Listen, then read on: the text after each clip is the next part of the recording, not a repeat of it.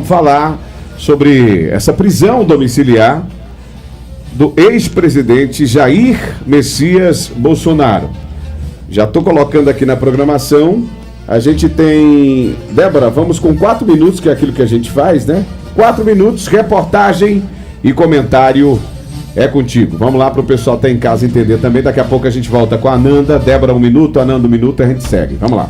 Bom, por ordens do ministro Alexandre de Moraes, ontem foi expedida, né, a prisão domiciliar do ex-presidente da República, Jair Messias Bolsonaro. Para que as pessoas possam entender o que motivou, o que levou essa medida por parte do ministro. Ele alega que o ex-presidente descumpre uma das medidas cautelares, que é não se comunicar, que é não falar, o que por si só já é um absurdo, né? Mas é isso. Antes dessa medida de ontem, o ex-presidente ele já cumpria algumas cautelares. A alegação da tornozeleira é de que ele poderia, aproximar de uma embaixada ou fugir do país. Ok. Agora, o que mais chocou a sociedade, pelo menos uma parte considerável da sociedade, é que ele não possa falar. E aí, o impedimento é de que pode dar entrevista, mas não pode ser vinculado às mídias sociais. Então, assim, é algo que nem os juristas entendem, né? Porque hoje o veículo de comunicação mais forte que está tendo são as redes sociais, né? Tudo é vinculado nas redes sociais, é tudo muito rápido. Agora, eu gostaria de fazer uma breve explanação, porque eu não tenho vindo já há algum tempo para o programa, e até chegar à medida de ontem, aconteceram algumas situações que eu acho importante trazer para a nossa população, para você, ouvinte. O ministro Alexandre de Moraes, assim como mais 7 ministros, somando um total de 8 ministros e familiares, já estão com a suspensão de vistos para entrada nos Estados Unidos. Depois dessa medida, veio a sanção agora no CPF do ministro Alexandre de Moraes. Né? Eu acho que vocês devem ter acompanhado uma lei com um nome meio estranho, e eu vou fazer um breve resumo de como foi criada essa lei. Essa lei foi criada depois da morte de um russo, um advogado russo, o nome dele Sergei Magnitsky, e daí originou-se o nome dessa lei, né, Magnitsky, com o intuito de quê? Sancionar estrangeiros que violem os direitos humanos, né, enfim, é tudo isso que a gente está vivendo, né? Pessoas que não conseguem mais falar, que tem que sair do seu país para poder falar. E corruptos, né? Por corrupção também acaba pegando. Então, além dessa questão do visto, agora o ministro Alexandre de Moraes terá dificuldade até mesmo de fazer transações bancárias. Débora, mas e essa questão de soberania? Sim, os nossos bancos aqui, Banco do Brasil, Caixa, esses bancos, eles têm relação com os Estados Unidos. E essa lei é americana, então, já uma vez que essas empresas mantêm relação com os Estados Unidos, então elas podem ser alcançadas por sanções secundárias, certo? O site Metrópolis trouxe até um exemplo de um banco francês que foi sancionado por essas sanções secundárias justamente por desobedecer essa lei, né, Magnitsky, a uma pessoa, né, que eu não me recordo aqui, mas assim, teve que pagar um valor muito alto. Então, assim, inclusive o CEO do Banco do Bradesco já falou que vai cumprir caso chegue algo na mesa, então não se discute a lei. Até então não chegou, então, né? Caso chegue, não chegou ainda. É isso, mas ele já traz a nota que, tipo, se for notificado, eu não vou poder descumprir a lei. Entendi. Porque ele não vai correr o risco de receber uma multa altíssima por estar desobedecendo uma lei. É uma Entendi. lei. É importante as pessoas entenderem que não é só ir nos Estados Unidos, né? Não. Bem além do que isso. Aqui vai, dentre utilizar redes sociais que são americanas, né? WhatsApp, Facebook, Twitter, dentre outras. Nós estamos falando de locomoção. Você sair do Brasil, você utiliza linhas aéreas. Essas linhas aéreas têm relação com os Estados Unidos? Se sim, você também pode ser impedido de se locomover. Passado isso, eu gostaria de trazer uma outra informação que não está sendo vinculada amplamente nas redes sociais, nas mídias, convencionais, tradicionais, que foi o fato do ex-assessor do ministro Alexandre de Moraes, o senhor Eduardo Tagliaferro, que hoje se encontra na Itália, mas que já publicou esses documentos, onde ele denuncia. Essa denúncia foi feita ontem, viu, Nerisvaldo, e todos que nos acompanham. Essa denúncia, ele traz as provas de conversas, de como o ministro agia para obter provas contra aquelas pessoas lá do 8 de janeiro, né? Então, assim, tem um material muito robusto. E aí, coincidentemente ou não, um dia após aquelas manifestações de domingo que comentamos aqui ontem, que foram gigantescas, e também dessa denúncia de Tagliaferro, que está sendo vinculada e que já mandou, inclusive, para os Estados Unidos, vem essa medida. Então, o que nos dá a entender é que, apesar de ter tido essa manifestação grande, não serviu para que Alexandre de Moraes colocasse assim, a mão na consciência e pensasse, poxa, será que realmente eu estou pesando um pouco na mão? Porque vai além, Nerisvaldo, de eu, Débora, um apoiador de Bolsonaro.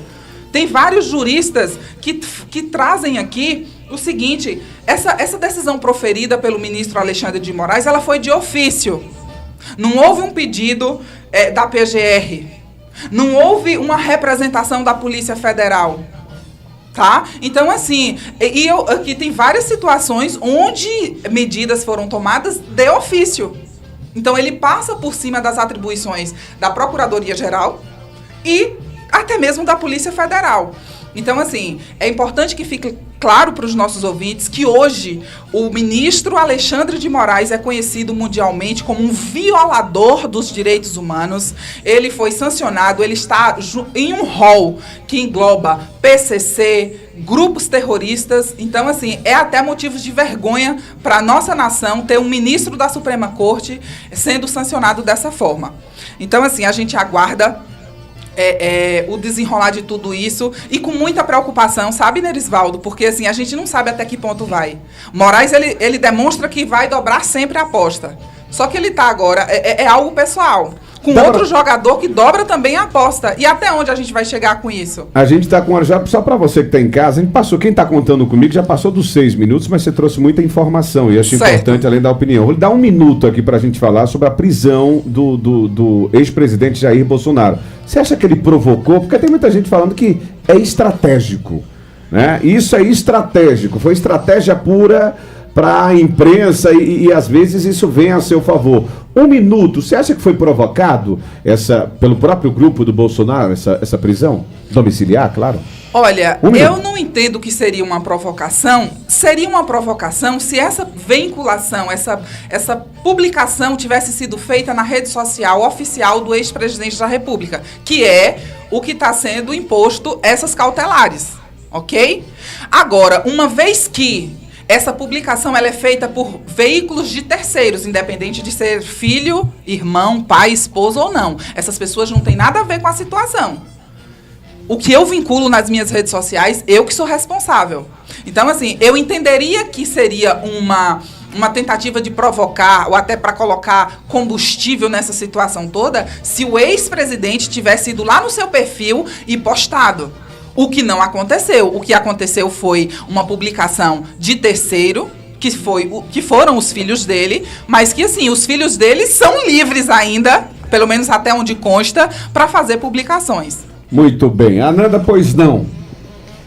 Então, eu entendi que a gente ia falar sobre a prisão de Bolsonaro. Era pra a gente estar entrando, mas ela trouxe um contexto, como ela não teve nos outros programas, mas vamos fizer essa questão da prisão. Eu também que não tive, então eu não sabia o que vocês tinham tratado, né? Mas é isso. Não, quem tratou foi quem tratou aqui mesmo, é que a gente foi um pouco além ali com a Débora. Essa questão da prisão de Bolsonaro é um pouco mais... Primeiro eu queria falar, Débora, que não, as redes sociais não são o meio de comunicação mais eficiente, senão a gente estaria aqui fazendo nada, a gente poderia estar só no Instagram, que seria mais fácil até e menos custoso do que manter um estúdio como esse e profissionais, né, que estudam. A gente, dentro do jornalismo, infelizmente, nem todos aqueles canais que são e perfis que estão divulgando notícias ali no Instagram, eles estão fazendo um serviço à população. Muitas vezes eles estão espalhando informações, fake news, que não condizem com a realidade. Então, primeiro, eu queria defender um pouquinho a nossa classe, porque a gente estuda muito para estar no mesmo rol de, às vezes, pessoas que só jogam informações sem muito cuidado, né? Então, A gente tem essa prisão de Bolsonaro analisada, né, à luz de alguns profissionais, até de direito mesmo. A gente teve as medidas cautelares, primeiro, que foram a Bolsonaro, como a tornozeleira eletrônica, não vou me ater muito, e a gente teve um primeiro momento de Bolsonaro descumprir essas medidas.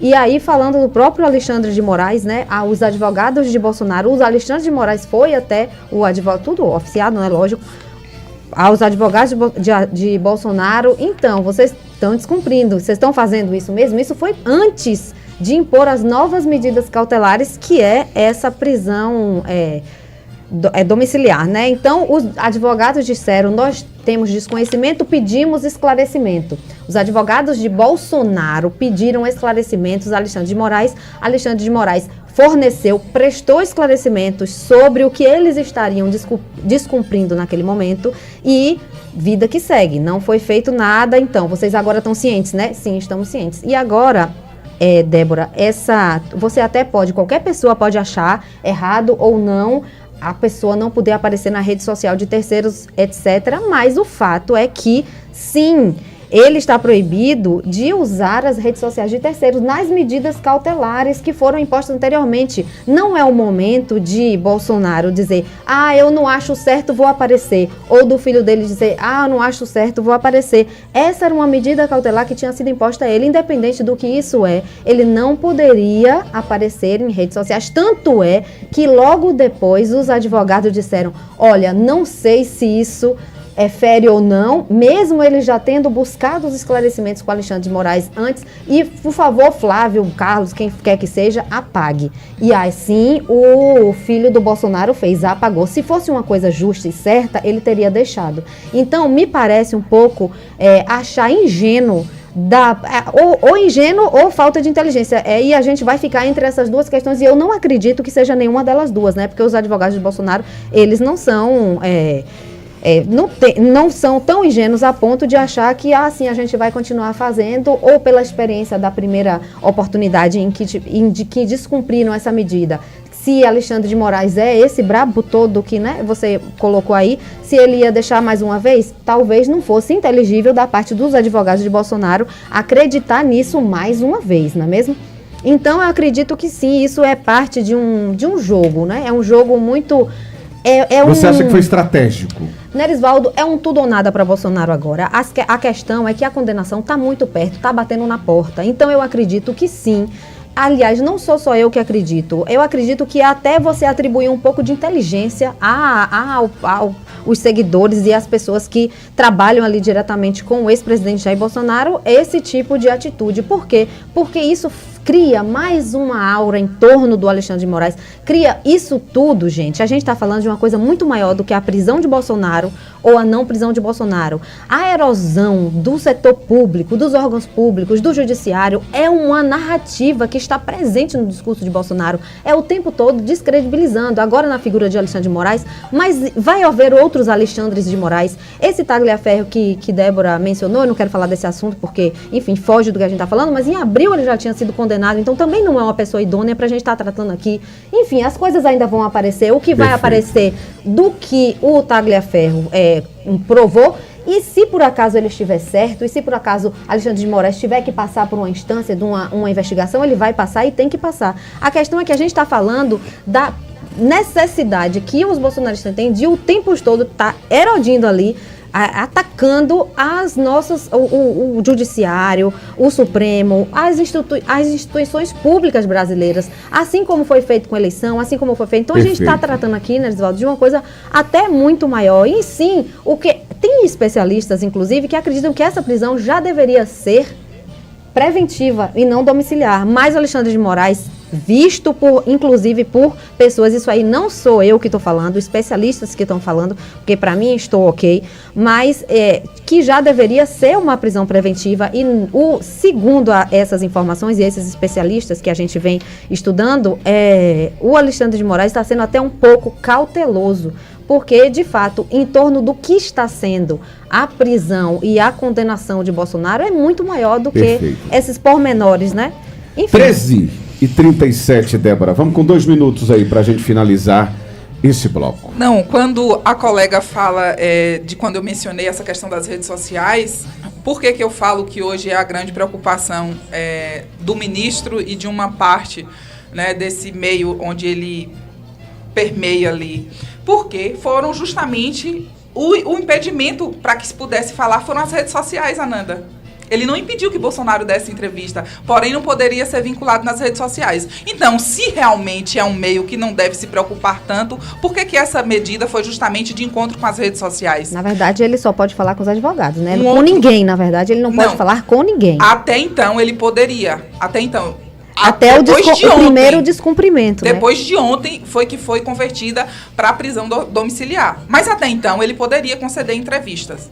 Então, se ele poderia conceder entrevista, ele não só poderia falar nas redes sociais. Então, qual a diferença de eu fazer um vídeo aqui da televisão e vincular nas minhas redes Débora, sociais? porque os meios de comunicação que são comprometidos, eles não são os meios de comunicação que são redes sociais que estão espalhando livremente informações falsas. Amanda, entende?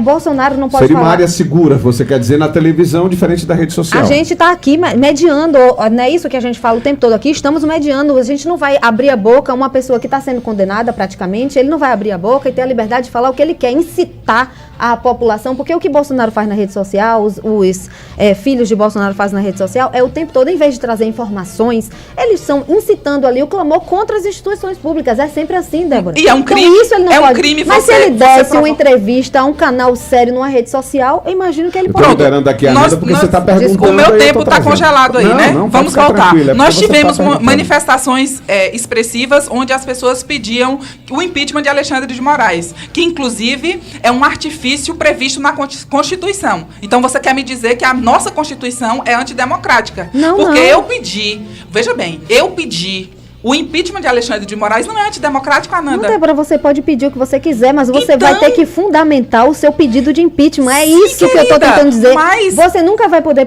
fazer um pedido de impeachment, sendo parlamentar ou não, se você não fundamentar. É a mesma coisa, se eu botar um crime nas suas costas e você não comprovar, já é outra coisa, você Ananda. Que vai preso. Aí já é outro ponto. É a mesma natureza. Aqui a gente não está discutindo fundamentação do pedido. Eu estou falando que a população tem liberdade para ir na rua e pedir o impeachment dele. A população livre tem liberdade. População que tem medida cautelar tem liberdade de acordo com a medida cautelar que foi imposta a ela. Isso você não tá captando. Mas nós fomos às ruas pedir o impeachment de Alexandre de Moraes, com pedido de Bolsonaro ou não. Isso ocorreu. E isso não é antidemocrático. Independente de Bolsonaro. Bolsonaro estava em casa. Por mais que ele tenha falado ali um momento com o filho, mas a manifestação já estava acontecendo. Mas ninguém está falando da manifestação. Não foi algo que foi convocado por ele. Mas o que eu estou querendo lhe falar é que é colocado nas nossas costas, e aí eu me incluo porque eu faço parte da direita, desse discurso antidemocrático, mas em um dado momento eu já vi discurso bem acalorado por parte de Gleisi Hoffmann, na sabatina de Alexandre de Moraes, onde tratava ele praticamente como um criminoso. Gleisi Hoffmann não está presa e nem muito menos foi acusada de atentar contra as instituições. E assim, Ananda, não é o Brasil hoje que vê Alexandre de Moraes como um ditador. É o mundo inteiro. Não, Débora, é os Estados Unidos. Não só os Estados Unidos. São e você vai ver agora, para os próximos dias. Quem foi o país que se manifestou quando o Bolsonaro for preso agora, tentando interferir novamente na nossa política interna? Veja, você viu Portugal? Unidos. Você viu representantes de Portugal? Unidos, Débora. Hungria serve para você? Serve pra você Hungria? Eu quero ver essas manifestações, porque você tem internet, celular, pesquisa. A manifestação dos Estados Unidos, ela quer interferir diretamente, por mais que um país ou outro possa manifestar, Bolsonaro foi preso. Mas quem que está tentando interferir, impondo sanções é os Estados Unidos. Mas nós não temos mais um Estado democrático de direito, Ananda. Bolsonaro hoje vai recorrer a quem? Ao Supremo Tribunal Federal, que deixa bem claro que quer persegui-lo? Não deixa bem claro. Tem um dossiê imenso, um relatório imenso, com pessoas, inclusive, que fizeram parte do golpe junto com ele, entende? Tem um dossiê agora. Se o dossiê de Alexandre for analisado pela Polícia Federal sendo já exatamente, se for definido que ele vai ser réu, ele vai ser réu. Acontece que isso é uma coisa que o Bolsonaro, a família, os partidários, nem eu, né? Não, mas assim, o tempo estava cedido para mim. Aqui. Não, mas você eu não consigo terminar de falar, você interrompe. Pronto, vamos lá. É que você está perguntando, eu estou deixando responder, que você estava, mas Ananda, você está interrogando, eu estou deixando responder. Então vamos lá, pois não. Vamos lá, eu quero concluir minha fala. Certo. Hoje, no Brasil, nós não temos mais um Estado democrático de direito. As instituições hoje, nós temos o Congresso Nacional, que não é respeitado em suas decisões. Recentemente, nós tivemos agora a questão do IOF, onde o Congresso decide uma coisa, a Suprema Corte vem e passa por cima do que o Congresso decide. Então, assim, não tem mais a quem recorrer aqui. E é por isso que Eduardo Bolsonaro foi para os Estados Unidos para buscar um meio de que a gente tenha pelo menos o mínimo de funcionamento, porque as coisas hoje não funcionam mais como se deveria. Nós temos um juiz que, inclusive, agora não é mais todos os juízes da Suprema Corte que concordam com as ações e as atitudes do ministro Alexandre de Moraes, até porque essa sanção que ele sofreu no CPF dele, Ananda, que por mais que tentam minimizar, mas está incomodando os escritórios das esposas lá fora, sabe? Aqueles que recebem muito dinheiro e que é a parte maior do lucro desses ministros, vão ser afetados. Então, com o tempo, nós veremos que outros ministros e outras autoridades do Brasil serão penalizadas. E isso é boa parte da sociedade. Nós demos a resposta nas ruas. Domingo, o povo brasileiro disse, sabe o que é o Donald Trump? Por favor, continue. Muito bem, eu coloquei aqui, 1 minuto e 12, Débora, só para essa última fala sua. 1 minuto e 12, Ananda, para você também, para a gente finalizar. Né, Elisvaldo, é isso, é o que eu já falei. A erosão das instituições públicas, ela não está sendo feita por ninguém menos, ninguém mais do que os políticos de direita, Débora. Infelizmente, é o que está acontecendo. Orquestrados, liderados pelo Bolsonaro, também pelos filhos do Bolsonaro e também pelo Congresso, pelo próprio Congresso, que não consegue se articular com o Executivo brasileiro no sentido de sempre estar ali querendo dar um passo à frente e nunca querer estar mal na fita, vamos dizer assim. O Congresso, IOF, outras medidas, ampliação do quadro de parlamentares, todas essas medidas que estão sendo tomadas e que o Congresso não quer botar para si, porque quer ter mais poder do que... Então não é que entrou um governo agora que está acabando com as instituições brasileiras. A gente tem uma forma de fazer política que está virando, né, essa disputa contra o povo, na minha opinião. Eu não acredito que a gente não tem nesse lado assim, foi o Lula, foi o Bolsonaro. A gente tem uma orquestração aí de uma forma de fazer política que está indo muito contra o povo e a gente precisa mudar isso. Não é Donald Trump.